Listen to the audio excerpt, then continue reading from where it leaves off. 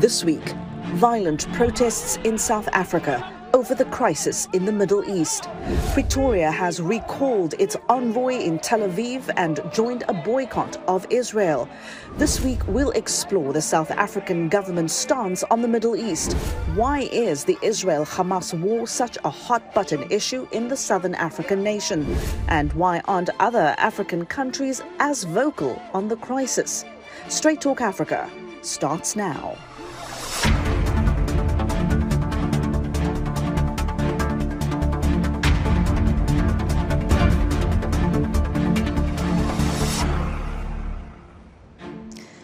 Hello there and a warm welcome to Straight Talk Africa. We are coming to you from VOA's headquarters in Washington. I'm Haydé Adams. The Israel-Hamas war is a complex, divisive subject that seems to appear nearly everywhere these days. And just like in the rest of the world, there is a divided opinion on the crisis inside and among some African countries. For decades, South Africa's ruling African National Congress has shown strong support for the Palestinian cause and has repeatedly called for Israel to be labeled an apartheid state. Pretoria has long been highly critical of Israel's policies and in recent weeks has recalled its ambassador and diplomatic mission in Tel Aviv. A new survey by the Social Research Foundation reveals that less than 40% of South African voters believe that the Israeli government is practicing apartheid policies against Palestinians. The study conducted in October showed 29% of South Africans strongly agreed that Israel practiced apartheid. But we'll get to that a little later on. First, I want to look at other countries in sub-Saharan Africa. Where do they stand on the Israel-Hamas war? And why are their governments not as vocal as Pretoria has been on the crisis in the Middle East? I put those questions to David Monda. He's a political science professor at City University of New York. Here's our conversation. David, is it correct to say that there appears to be a degree of reticence among some African countries, at least publicly? And here I'm talking about countries outside of South Africa and certain North African nations, some reticence about making strong public statements or shows of support for either side in the Israel-Hamas conflict? I think there definitely is. So if you take most countries outside of South Africa and North African countries, many of them have either stayed neutral, they've tried to make pronouncements that don't seem to align with either the Hamas or either with Israel. But most of them have generally tried to stay quiet, tried to stay neutral. However, it's very interesting to see the case of Kenya, which earlier had come out very strongly in support of Israel, to have President Ruto go to Saudi Arabia yesterday and pull back on his almost 100% support for Israel to provide a more balanced statement, actually calling the Israeli actions in Palestine an occupation, as much as he said that Israel had a right to self-defense. So we really find a lot of African countries trying to balance the very delicate need, because on one hand, they don't want to anger the Arab countries, the Gulf countries, which are an oil cartel and could hurt them with financial support and oil access, but they also need Israel for a range of economic, intelligence, and military support. And I want to get back to sort of this balancing act that some African countries have to pull off here.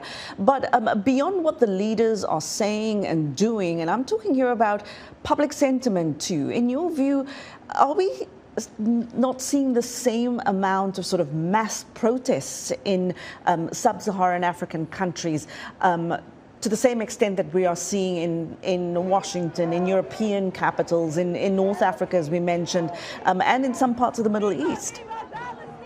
I think the challenge with a lot of African countries, obviously, is many of them are under authoritarian regimes. So access to public demonstrations is generally very restricted. But I also think, as we talked about earlier, a lot of the regimes in sub-Saharan Africa are trying to apply this very balancing act. But thirdly, let's not forget a lot of the countries in sub-Saharan Africa are dealing with their own pressing, crushing economic challenges, particularly now with oil almost reaching $100 a barrel. The economic slowdown, which is affecting many countries. So there are many other priorities other than the Israel-Palestine conflict that internally that they have to deal with. And I think this is some of the other elements of the disconnect in terms of why we haven't seen some of these demonstrations in other African capitals outside of North Africa and South Africa. Yeah, and even in South Africa, I mean, of course, we see protests regularly in South Africa, but almost always those protests are about domestic issues and service delivery, etc. It is more often than not that's what protests are about, more so than international issues. And even on this Israel-Hamas issue, we're seeing the majority of those protests happening in places like Johannesburg and, of course, in Cape Town. But as far as other African countries are concerned, Prof, how much of this is about economics? How much of this is about diplomacy? How much of it is about geopolitics? I mean, can you walk us through some more of the risks involved here in what looks to be a global fallout over the war in the Middle East? Yeah, so maybe I'll walk us through this in three subsets. So, for example, when we think about sub-Saharan African countries, say outside of North Africa and South Africa, many of the countries are really trying to walk this very delicate balance around not angering the Arab countries, the oil cartels around OPEC, but also dealing with their own internal problems. So if we take the case of Nigeria, for example, Nigeria has a huge Muslim population in the north. The military in Nigeria is heavily influenced by, the northern states, which are Islamic. So the Tinubu regime has to be very, very sensitive to that internal dynamic of the country. If you look at Kenya, for example, initially when President Ruto came out and was very supportive of Israel, Kenya has a significant Muslim population, and they were not very happy with the president's declaration on that. So there's other internal dynamics within each individual country which make it very difficult for leaders in those countries to come out one way or the other. When we think about North Africa, we then see a disconnect between the elites in North Africa generally, who've over time been trying to make peace with Israel. But the sentiment on the ground, public opinion on the ground in most of North Africa is an antipathy and antagonism towards Israel very generally and towards these peace agreements. So in North Africa, you find the leadership is very much tied within this dilemma of Egypt, for instance, trying to secure its economic and security interests by making peace with Israel, but knowing the majority of the Egyptian population is very upset with what's going on in Gaza, and this could lead to another Arab Spring very easily.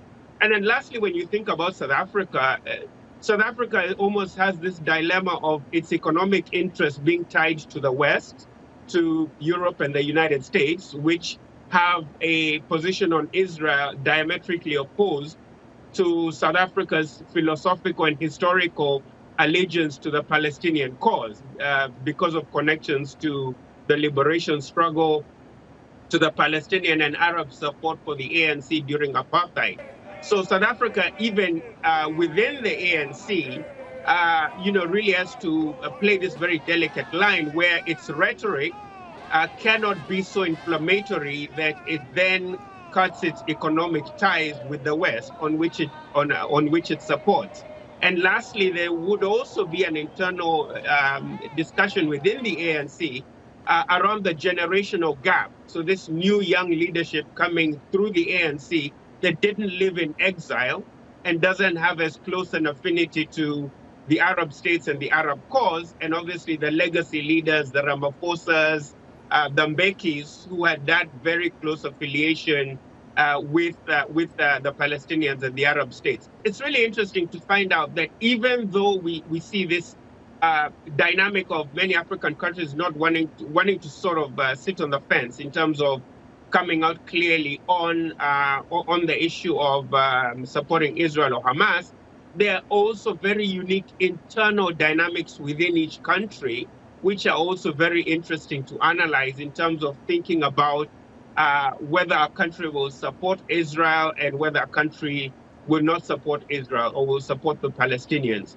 But I think individual contexts are also very important, as much as we also study the historical dynamic of each country and the idiosyncratic dynamics in terms of what's the history of the leadership, for example, with the ANC in South Africa, and its closeness to the Palestinian cause or its antipathy with what Israel's doing, but at the same time having to balance that with South Africa's own economic interests. And so, you know, for leaders, yes, of course, it's about economics, it's about the politics involved.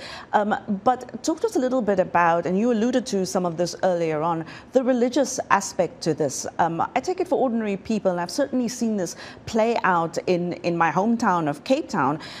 For them, it is about religion as well. And of course, Islam and Christianity are the dominant religions in Africa. According to the Pew Research Center, these religions together represent about 93% of the population of sub-Saharan Africa.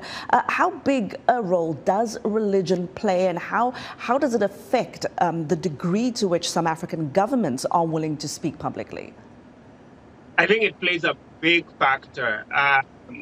So if we take, for example, Nigeria or even the countries of the Sahel, so where they've already been having that contagious wave of coup d'etats, if you add a dynamic of, say, the government of Niger or Mali is going in support of Israel, that can have very serious, it can really complicate an already very unstable condition in a particular country, for example, in the context of the Sahel region. When we think, for example, of the situation in Kenya, President Ruto's administration has really been facing this fear that overtly siding too strongly with Israel will actually radicalize a lot of the more militant elements of the Muslim population in Kenya. But let's also not forget that Al-Shabaab is very active in attacking Kenya and has used jihadist rhetoric against the West and anti-Israeli sentiment to radicalize Kenyans and also radicalize Somalis to do terrorist attacks in Kenya. So there's a national security dynamic there. A very tight balancing act indeed that African countries are faced with here. But Professor David Monda, always a pleasure to have you speak to us. Thank you so much for your time.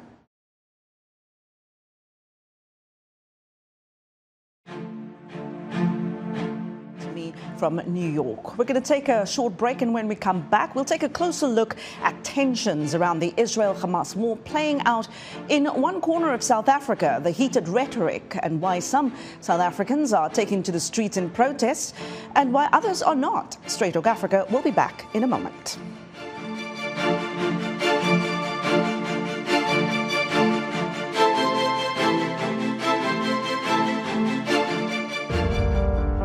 In times of change, when the world seems uncertain and what we hear doesn't reflect what we see, we seek the truth. When we are told only part of the story, we lose trust. In moments of crisis, our dreams, hopes, and wishes for a better tomorrow depends on a free press. At Voice of America, we bring you the stories that people take risks to see. We connect the world and unite it with truth. At Voice of America, we show you the whole picture.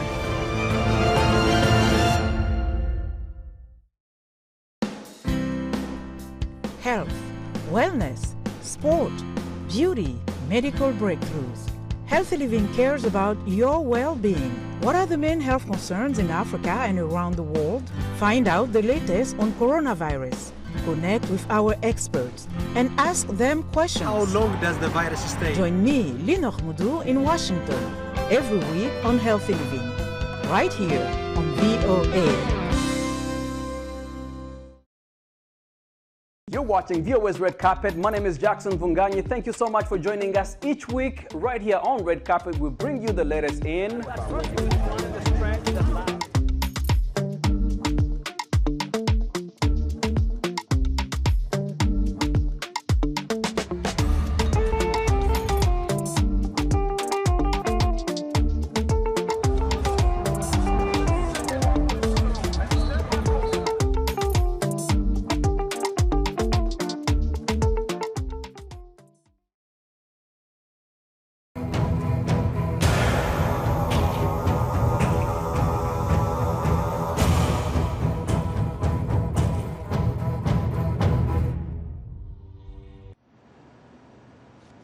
You're with Straight Talk Africa. Welcome back. As the Israel-Hamas war rages in the Middle East, South Africa has been the scene of Africa's largest protests south of the Sahara over this conflict. Chaos erupted last weekend when pro-Palestinian and pro-Israeli protesters clashed during opposing solidarity marches in the city of Cape Town, which is home to South Africa's oldest Jewish and Muslim communities.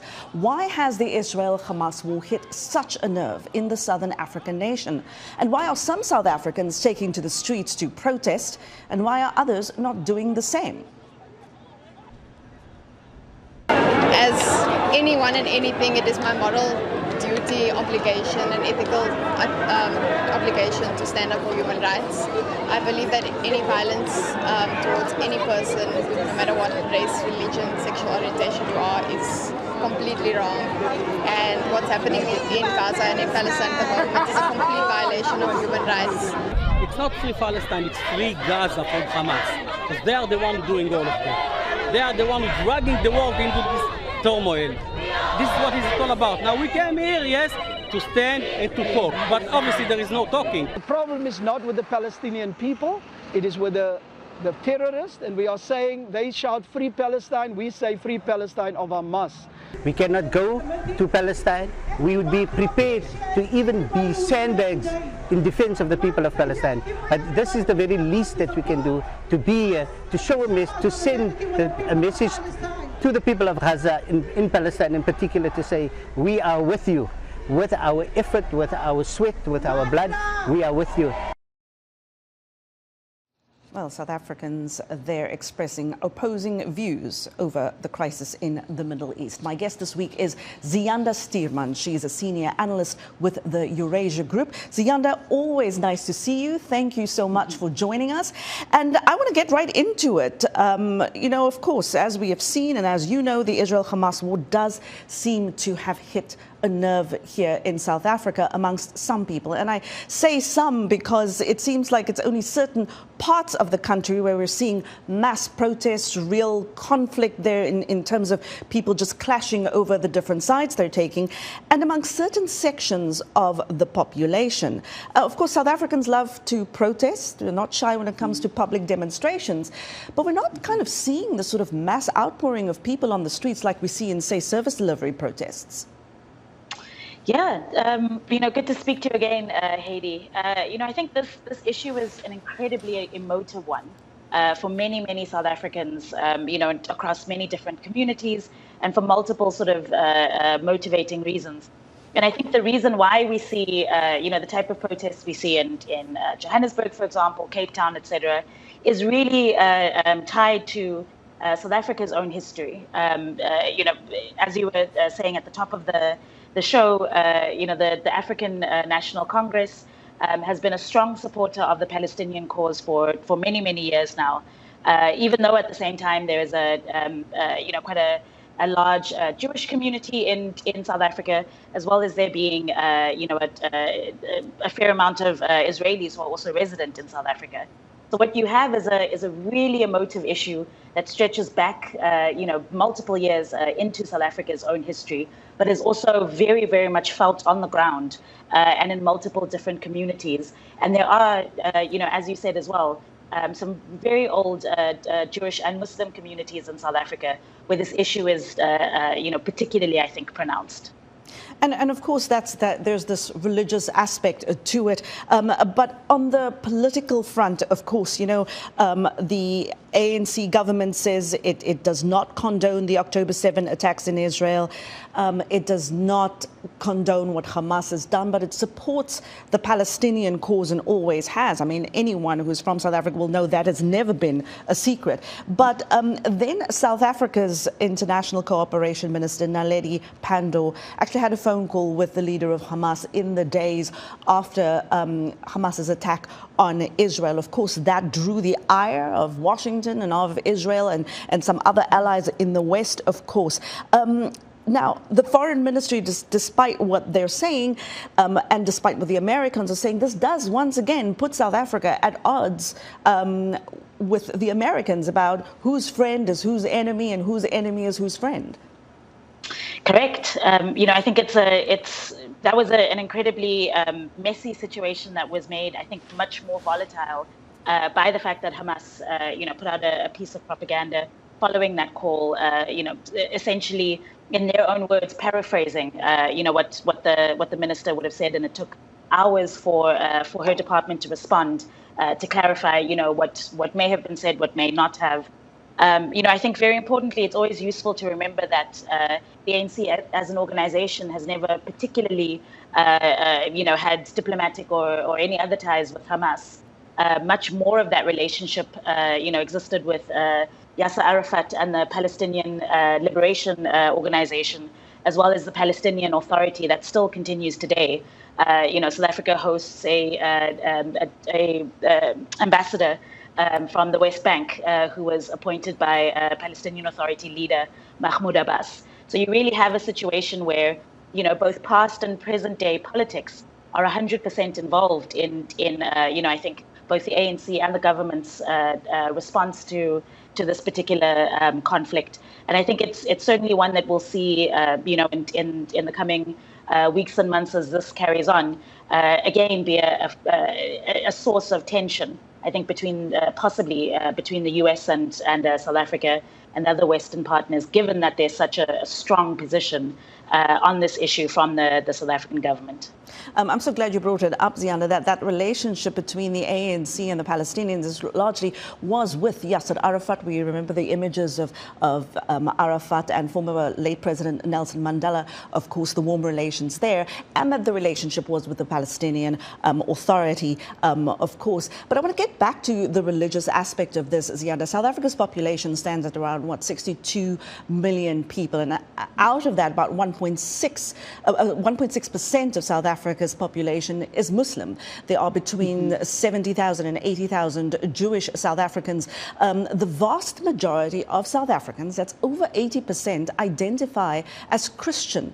What role does religion really play at the end of the day, not just in where people stand, but what they say and do publicly and what they say and do in private? That's a really good question. And I think, again, you said at the top of the show that the Social Research Foundation, put out a survey around this question of how many South Africans think that, Israel is practicing apartheid. I think very interestingly, these questions around religion also have to do with the way that you frame the conflict. So if you're thinking about or asking, about a question of whether the state of Israel practices apartheid, that may not get the same reaction from people as if you're asking, if you ask related questions around whether or not people think there's racial discrimination being practiced by Israel towards Palestinians, or again, the mistreatment, let's put it that way, of children, of Palestinian children and women. And I think you would have really interesting, nuanced answers as opposed to, just a kind of headline question around the question of apartheid. And I think that also is tied with, with many religious beliefs. The idea that human rights should be protected, of course, cuts across all religions. And that's the type of unifying message that, whether you're Christian or Muslim or Jewish or of any other religious identity, the scenes that are coming out of Gaza are certainly ones that I think would motivate many people from different backgrounds. And I've always found it interesting that, you know, when we use the word apartheid, it is a very loaded term. Yes, of course, internationally. But in South Africa, it does take on a different nature, because for South Africans, it goes beyond, you know, just segregation or beyond politics. And South Africans as a people would use that term very carefully and sparingly, because to them it is about a particular experience unique to South Africa. Am I right or wrong here? I think that that's true. You know, I think that many sort of peace envoys or negotiators in previous years, you know, from the South African government side, who've tried to initiate or to help advance peace talks in Israel and Palestine, have encouraged the use of the term apartheid to describe, you know, what they see Israel doing in occupied Palestinian territories. But at the very same time, that's not, you know, I think the word in and of itself absolutely has, I think, different connotations and consequences in one reality versus a South African reality. So where there may be encouragement of the use of the word for the purpose of solidarity, you know, I would say that the two situations are quite different. Ziyanda, we of course know that the 2024 general election is just around the corner in South Africa. I noticed in the imagery coming out of Cape Town something very interesting. Fikile Mbalula, the ANC Secretary General, at a rally in Cape Town. These are some of these images. This is certainly not an ANC stronghold. In fact, it is political territory that the ANC has wanted and not been able to manage to get for a long time. But does the African National Congress see an opportunity here to make inroads on this issue in a part of the country that they've never really had outright control over? I mean, is this an effective campaign strategy in the country? I would definitely think so. I think this is you know, something that the ANC would look at as a vote-winning you know, issue. Again, it is so divisive, and there is such a clear line really in the sand between the views of the ANC versus, you know, those of the DA and other opposition parties, that this is absolutely, I think, an opportunity for the ANC once again to reiterate both its position and its solidarity with the Palestinian cause, but also to remind voters, you know, for whom this issue may be very, very deeply felt and held, that, you know, they're the party of Nelson Mandela, as you said, of Nelson Mandela embracing Yasser Arafat. And for decades at this point, the Palestinian cause. And so this I would think would be an issue in which, you know, the ANC looks at it and says, this is an opportunity for us. But at the end of the day, we still have a problem in South Africa around the issue of keeping the lights on, around service delivery and people's economic situation. Is it your view that that is still going to be front and center for South Africans when they go to the polls next year? Yeah. I mean, look, South Africans are a very complicated people. You know, at any given point in time, you may think that you know, the failures of the ANC government, if you think in particular with Jacob Zuma and his tenure, you know, you may have thought that would have led to a wave of voters, you know, voting for the opposition and essentially voting the ANC out of power. But there are many, many layers to the story of politics and governance in South Africa, and I think for, you know, a fair amount of voters, a non-insignificant amount of voters, this issue and the stance of all the various political parties will fall into that calculation as we go into the polls next year. Well, Ziyanda Stuurman, it's always great to speak to you. Thank you so much for coming in and talking to us and helping us understand exactly what is going on in South Africa. Complicated people indeed, I agree. Thank you so much. And that is our show for this week. Thank you, of course, to all my guests and to the more than 300 affiliate television and radio stations that bring you Straight Talk Africa throughout the African continent. Do connect with us on social media. Thank you for always watching and for always listening from all of us here in Washington.